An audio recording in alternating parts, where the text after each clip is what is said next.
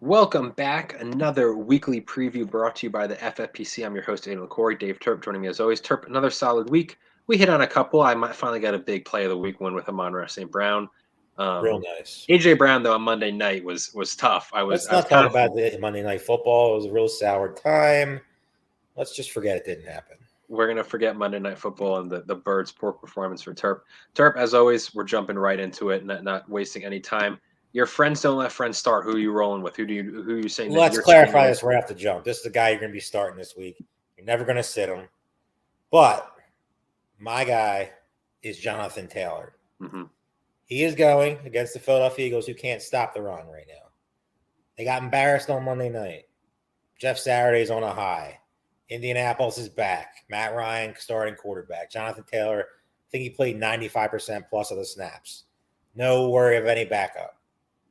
I just feel like this spot, just everybody's going to be on it.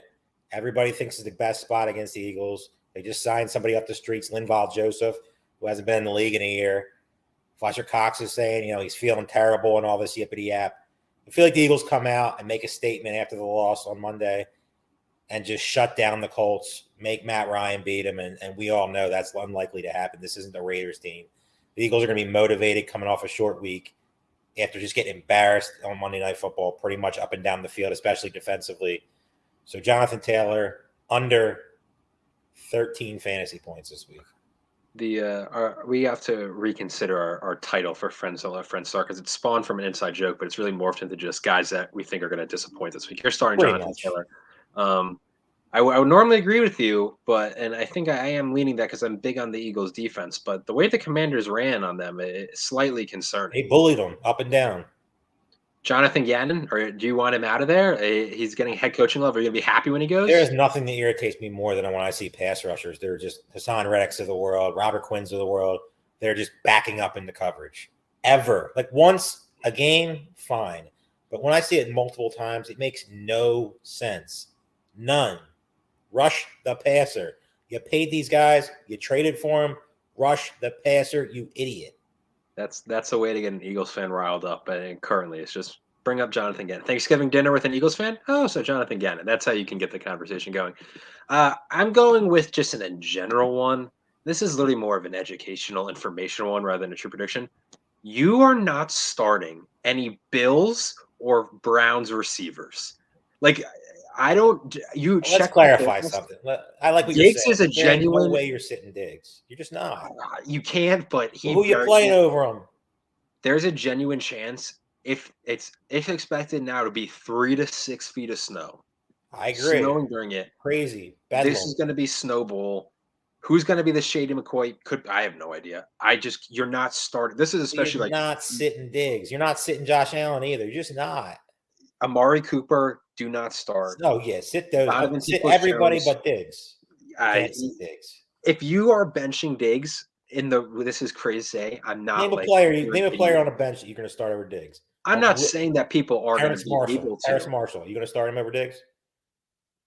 They both have the same ceiling this week. If the weather forecast is what it is, if Diggs beats you. Yeah, but if you see that it's all the snow and it's like coming down during the game, I agree. There could be single-digit passing attempts. You still have Josh Allen; he could throw the ball through anything. What was when the snowball? It was Bills Eagles, right? It was Nick Eagles. Foles wasn't chucking that ball. Eagles Lions. Shady had like 200 yards, right? Yeah, monster games. Deshaun Jackson, I'm pretty sure, had a good game too. Interesting. Yeah, I mean, I guess it just depends. I'm just saying if there's you figure it. I mean, all you got to do is one slip from a defender. The offensive player has all the advantage. Defender slips, he's gone. It's not like anybody's going to run him down in the snow. I do agree with you. Like when I actually reflect, is yes, you're probably starting Diggs, but they're the Amaris of the world. DPJ, Harrison very solid. Gabe Davis, especially Gabe Davis. You cannot start any of them with any kind. They're probably better, safer options this week. I agree. It's a tough week though. A lot of just terrible injury news with Cooper Kupp, Dallas Goedert. Yeah.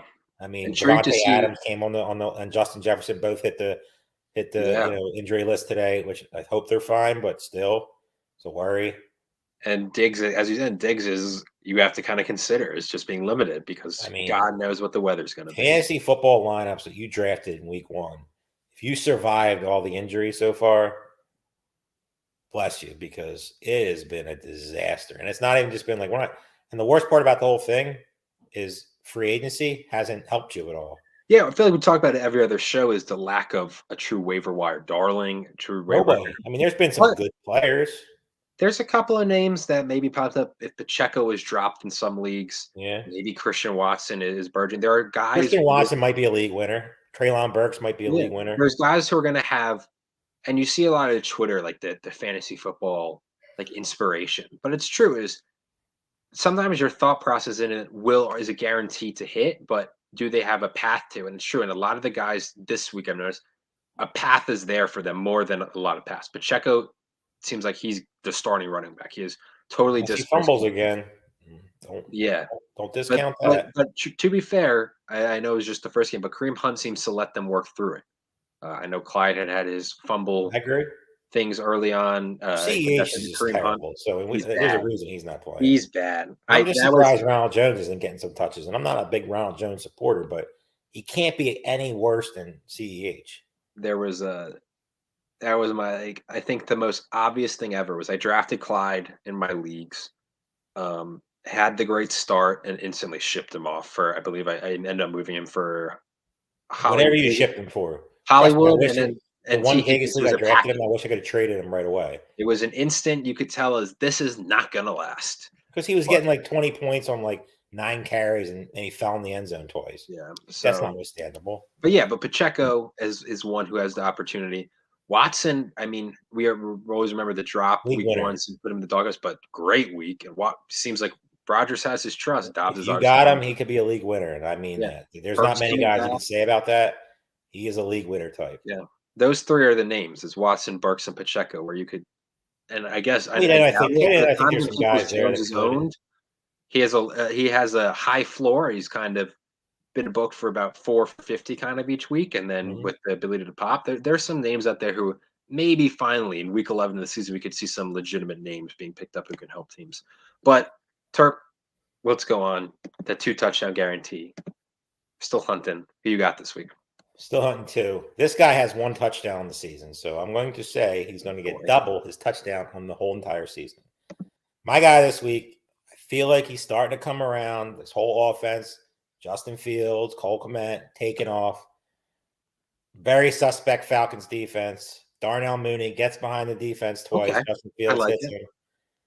Has a big game. Finally breaks out. Has the fantasy monster game that everybody's been waiting for. I feel like he's been he's definitely the alpha. I know Chase Claypool's there, but I feel like Mooney is the guy. They're moving him around more. It's more of a creative offense. The only thing you got to worry about is this stupid idiot on the other side and the terrible game flow of Marcus Mariota and Arthur Smith. If they can figure out a way to get, keep that game close and get a little up and back, I think Darnell Mooney is the guy this week.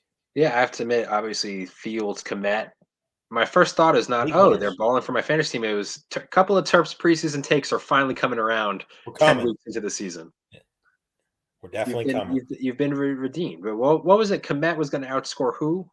So I'm waiting because as of right now, I'm winning it. I had the thing that went viral. I said Irv Smith and Cole Kmet would outscore Darren Waller and George Kittle. And I got flack. I got hate messages. I got all that stuff. Currently, I'm up 11 points. And it's pretty much 1v1 right now. And I like my guy versus George Kittle right now. Yeah. Because there's a lot of mouths to feed in that offense. And I'm not saying Kittle's not the better player, but if Darren Waller, who knows if he's going to come back at all this year.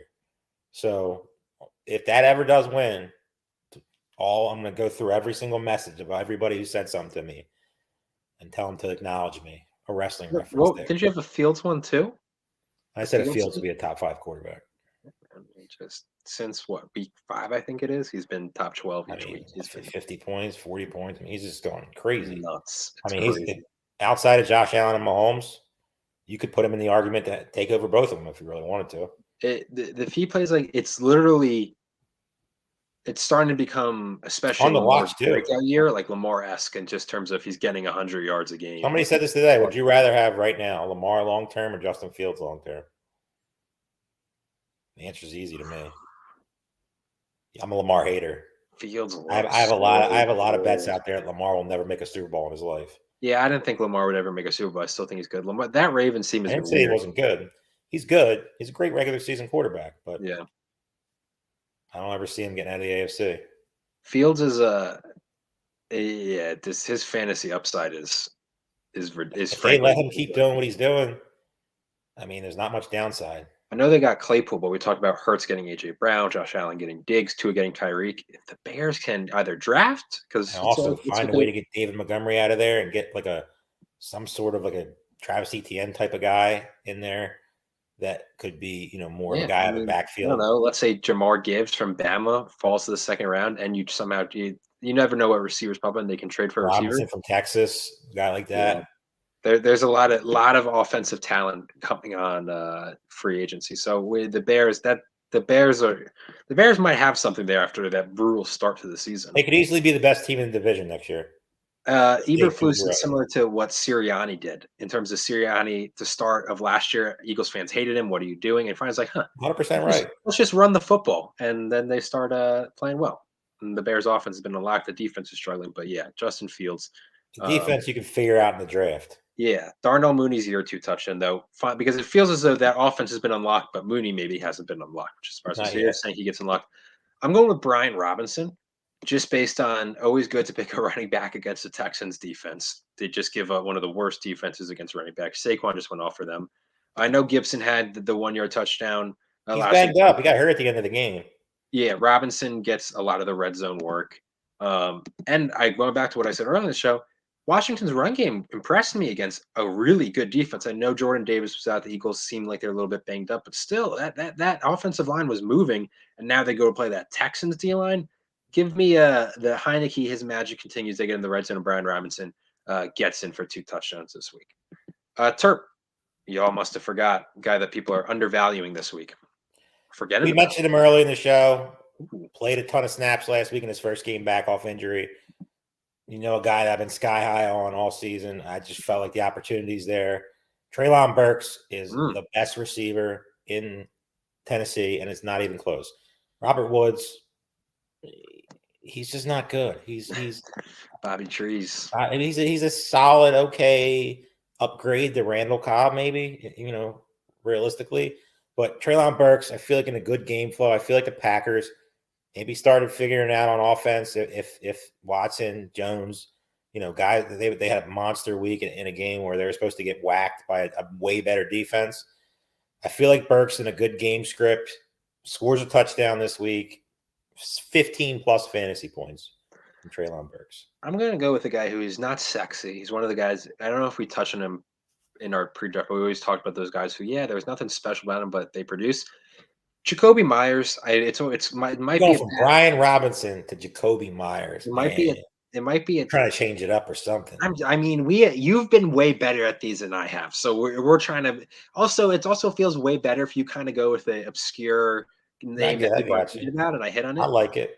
I'm going against Sauce, which is the issue this week, and I don't really like That's how a big good he's issue. been. But last time Myers played the Jets, 960 and a touchdown. Mac Jones, they don't really throw it often. When they do, it's either a check down to Ramondre or Jacoby's getting targeted. It doesn't feel like there's really It's any. going to be a tough game to watch. I'll tell you that right now. I'm just going on the volume wise. He's been really underrated this year in terms of I haven't ever really seen him brought up, but he's having a really solid year. He's been producing. The boom potential isn't always there. He's had a couple where he's 20 plus games, but he's been pretty comfortably like 12 to 16 each week. So I think that continues, especially if they go down like they did last game. The Pats went down and they were going around. So I'm going to go with Jacoby Myers as kind of a guy, just more of just it's referencing his consistency this year and what he's brought to the table. Terp, play of the week. Who you got?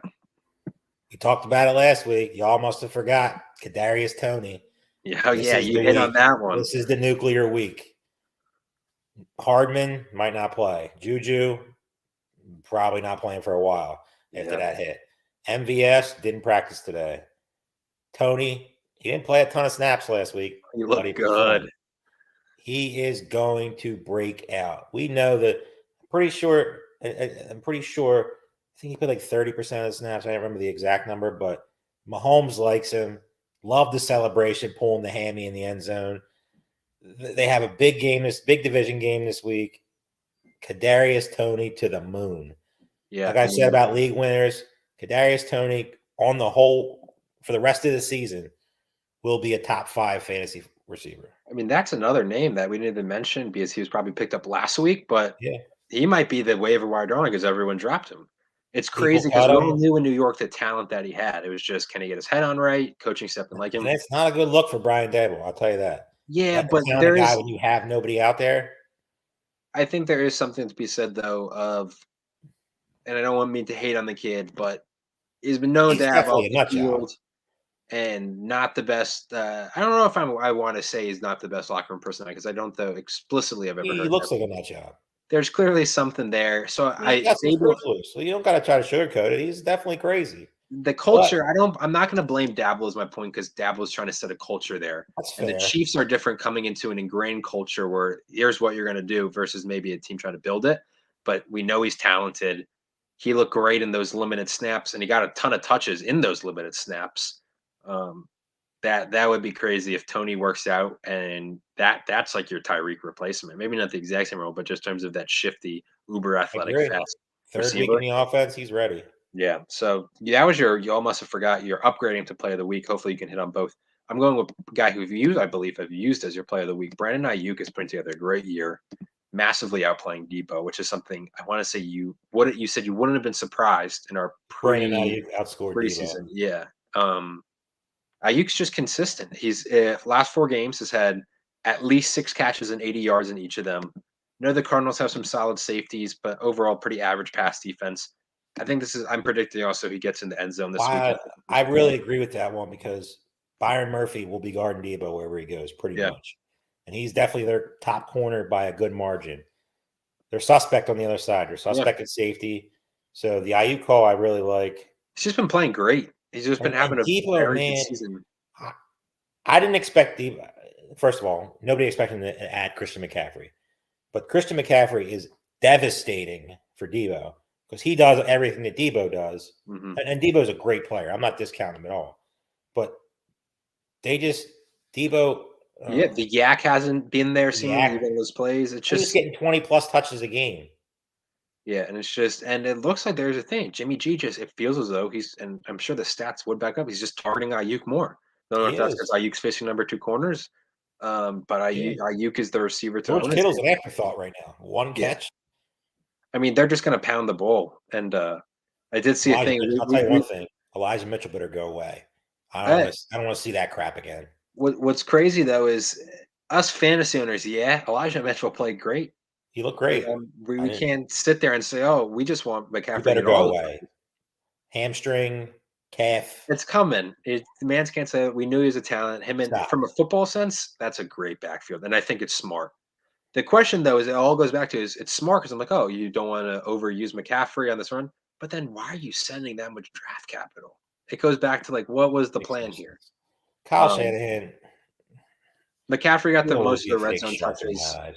I think it was a game script thing, kind of get Elijah Mitchell back in. I assume McCaffrey outtouches him a majority of games, but a little concerning as McCaffrey. But Dwayne McFarland said I think he was the one who said it was, you're never not starting McCaffrey, so let's just not even worry how many touches he gets because he's never not going to be in your lineup because of it. I see on the 5-yard line at the end of the game when you're trying to clinch it, Elijah Mitchell in there, I was very, very unhappy about that because I lost a very big fantasy matchup. Not just because of that, but that surely didn't freaking help. Yeah. Niners are an interesting team, but Ayuk is my play of the week. Terp, that's going to do it for us. We'll be back next week. I just want a 2-touchdown guarantee to hit. We're going to get one of these days. It's rough. We're not doing chalky picks too, so we're trying to get a little different because anybody can sit there and go Derrick Henry. Yeah. Easy.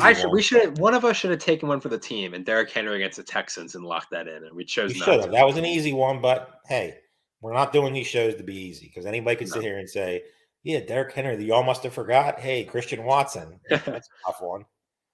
Yeah.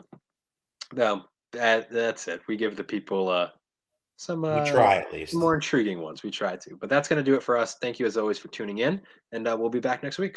Have a great week.